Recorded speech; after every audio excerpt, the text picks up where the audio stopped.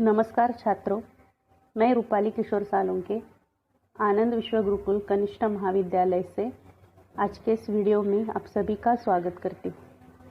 आज हम हिंदी युवक भारती कक्षा 12वीं इस पाठ्य पुस्तक में से गुरुबानी इस कविता का अध्ययन करेंगे।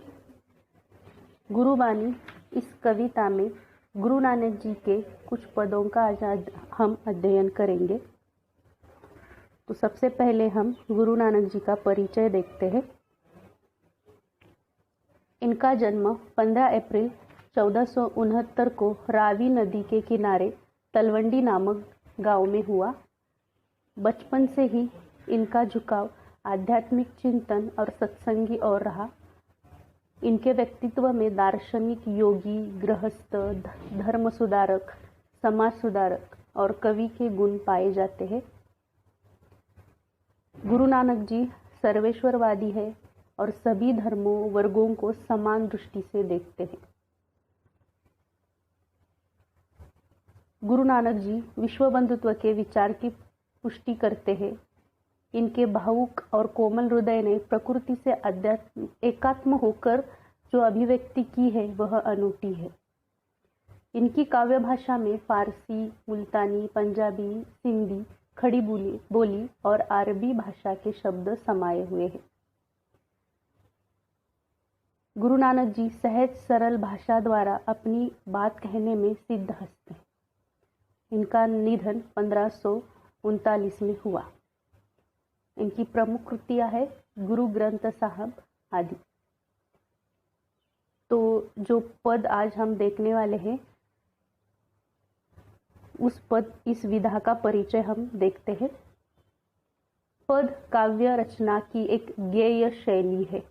गेय मतलब जो पद गाने के योग्य हो, जिसमें तुकबंदी हो, जिसमें ताल हो, उसे गेय शैली कहा जाता है।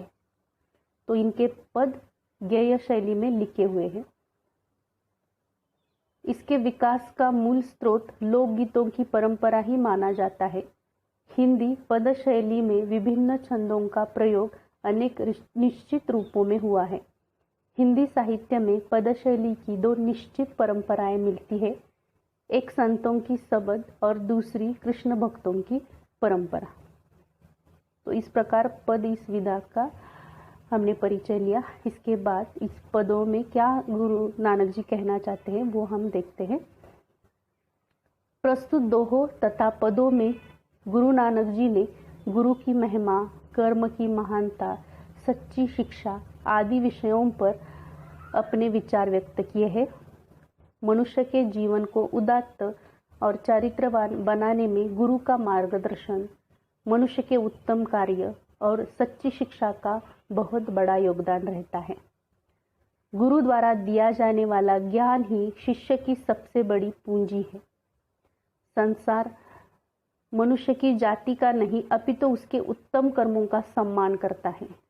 मनुष्य का श्रेष्ठत्व उसके अच्छे कर्मों से सिद्ध होता है, न कि उसकी जाति अथवा वर्ग से।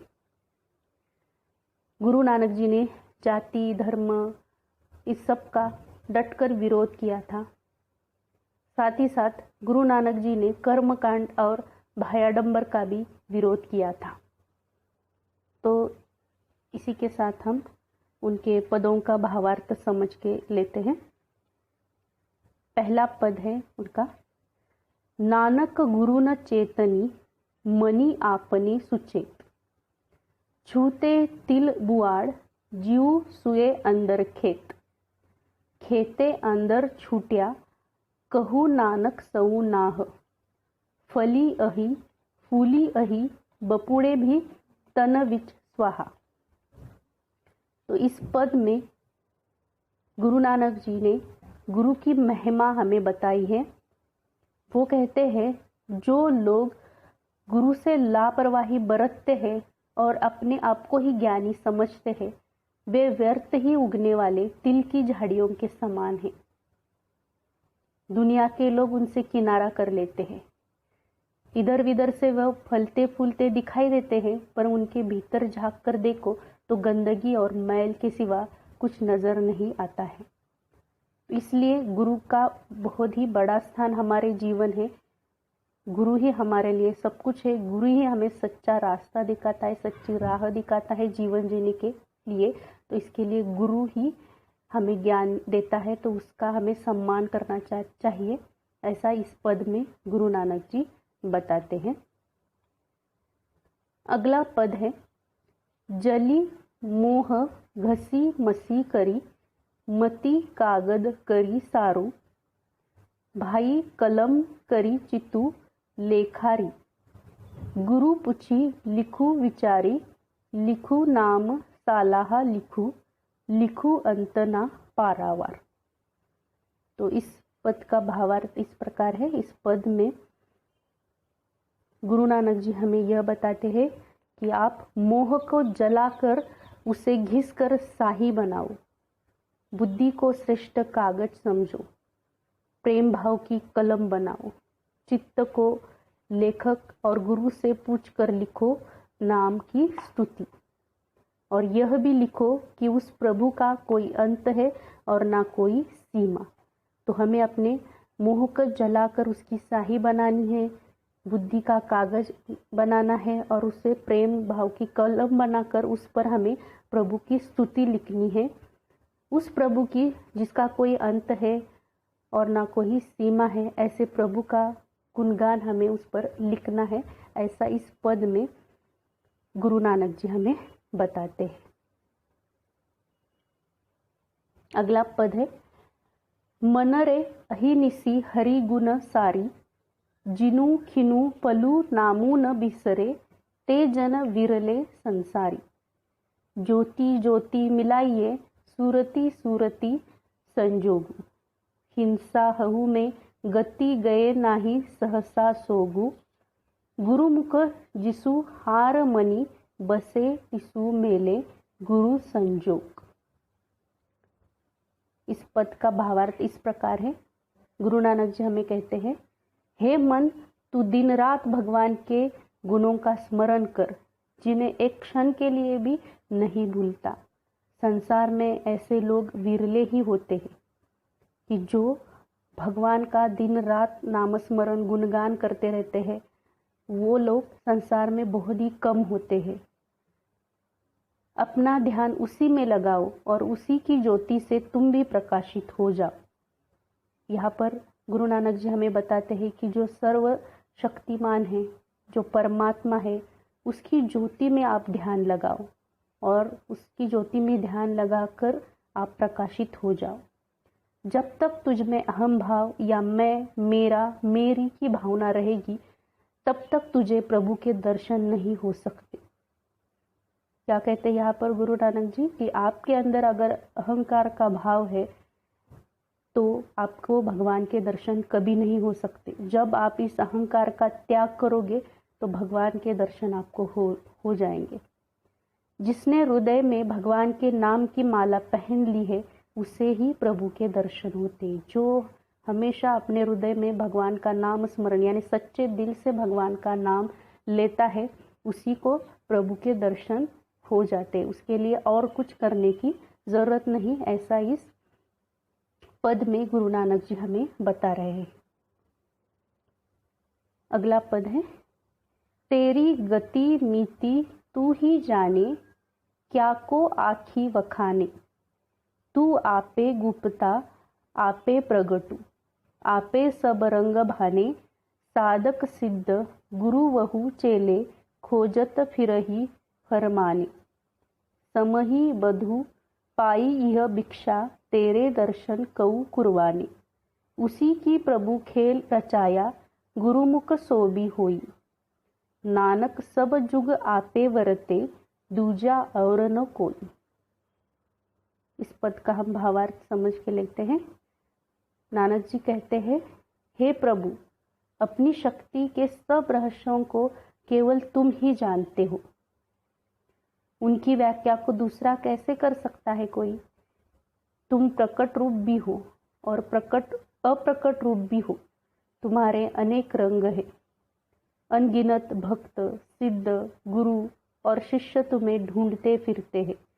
हे प्रभु, जिन्होंने नामस्मरण किया उनको प्रसाद में तुम्हारे दर्शन की प्राप्ति हुई है। कि जो लोग यहाँ वहाँ भटकते फिरते हैं प्रभु की खोज में, शायद उनको भगवान ना भी मिले, लेकिन जो अपने दिल में भगवान का नाम स्मरण करते हैं, उनको प्रसाद के रूप में, भिक्षा के रूप में अपने आप भगवान वहाँ पर आकर उनकी जगह पर दर्शन देते हैं। तो हमें यहाँ वहाँ भटकने की, मंदिर गुरुद्वारे खोजने की जरूरत नहीं है। तुम्हारे इस संसार के खेल को केवल कोई गुरुमुख ही समझ सकता है। तुम्हारे इस संसार में तुम ही युग युग में विद्यमान रहते हो और कोई नहीं। तो इस प्रकार यहाँ पर हमें गुरु नानक जी बताते हैं कि सब रहस्य प्रकट अप्रकट रूपों में भगवान हमारे आसपास ही रहता है, तो उसे यहाँ वहाँ ढूंढने की ज़रूरत नहीं है। हमें सिर्फ उनका नामस्मरण करना है, तो दर्शन हमें वहाँ बैठे बैठे ही मिल जाएगा। युगों युगों तक हमेशा भगवान विद्यमान रहता है और कोई भी नहीं रहता है। अगला पद है, गगन में काल रविचंद्र दीपक बने, तारका मंडल जनक मोती, धूप मलया नील पवनु चवरो करे, सकल वनराई कुलंत ज्योति, कैसी आरती होई भवखंडना तोरी आरती, अनाहत सबद बाजत भेरी। तो इस पद में गुरु नानक जी हमें बता रहे हैं, हे पंडित, संसार में दिन रात महान आरती हो रही है। किस प्रकार हो रही है वो महान आरती? तो आकाश की थाल में सूर्य और चांद के दीपक जल रहे हैं, हजारों तारे सितारे मोती बने हैं, हिमालय की खुशबूदार हवा का धूप महक रहा है, वायु चवर से हवा कर रही है, जंगल के सभी वृक्ष फूल चढ़ा रहे हैं, हृदय में अनाहत नाद का ढोल बज रहा है। हे मनुष्य, इस महान आरती के होते हुए तेरी आरती की क्या आवश्यकता है, क्या महत्व है? अर्थात भगवान की असली आरती तो मन से उतारी जाती है और श्रद्धा ही सबसे बड़ी भेंट है। फिर आप लोग तालियों में ये थोड़े थोड़े फूल फल, थालियों में ये थोड़े थोड़े फल फूल लेकर मूर्ति पर क्या चढ़ाते हो? क्या उसके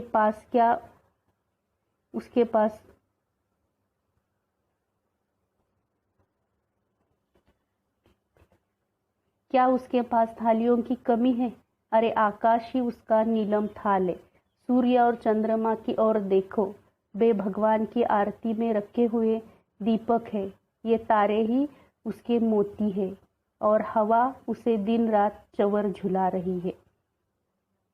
तो इस प्रकार इस पदों में गुरु नानक जी ने हमें बताया है कि भगवान हमारे पास ही है, उसे यहाँ वहाँ ढूंढने की जरूरत नहीं है। तो इस पदों पर कुछ स्वाध्याय दे रही हूँ मैं। इस प्रकार है स्वाध्याय। पहले 2 पदों पर कुछ प्रश्न बनाए हैं।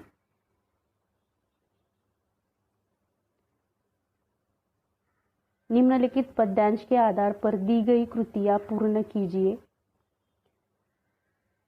पद है इस प्रकार, नानक गुरुनो चेतनी से लेकर लिखू अंतना पारावर, यहाँ तक का पद है। इस पर आधारित कुछ प्रश्न दिए गए हैं। पहला है, कृति पूर्ण कीजिए। प्रभु नाम की स्तुति लिखने के लिए यह करना आवश्यक है। इसका उत्तर है, मोह को जलाकर शाही बनाना, बुद्धि को श्रेष्ठ कागज समझना, प्रेम भाव की कलम बनाना और चित्त को यानी गुरु से पूछना। अगला प्रश्न है, निम्नलिखित शब्दों के परिच्छेद से ढूंढकर पर्यायवाची शब्द लिखिए। बुद्धि, मति, लालच, मोह, बुआई करना, बुआड़, शरीर, तन। अभिव्यक्ति, गुरु बिन ज्ञान न होई, इस उक्ति पर अपने विचार लिखिए। ये पहला प्रश्न था। दूसरा प्रश्न है इन पदों पर। पद्यांश इस प्रकार है, मनरे अहिनिसी, यहाँ से लेकर सबत बाजत बेहरी तक का पद्यांश लिया है और उस पर आधारित निम्न कृतियां दी गई है। नाम स्तुति के लिए यह आवश्यक है।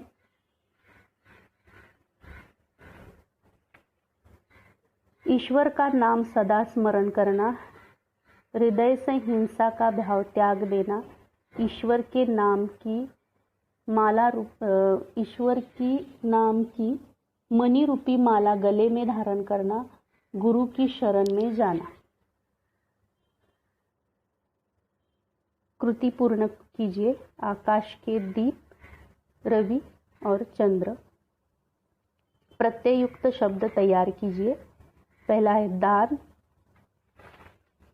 दानशील, दया, दयावान, गुण, गुणवान, अंतर, आंतरिक। अभिव्यक्ति, ईश्वर भक्ति में नामस्मरण का महत्व होता है। इस विषय पर अपना मंतव्य स्पष्ट कीजिए। तो 2 प्रश्न इस पदों पर बने हुए हैं।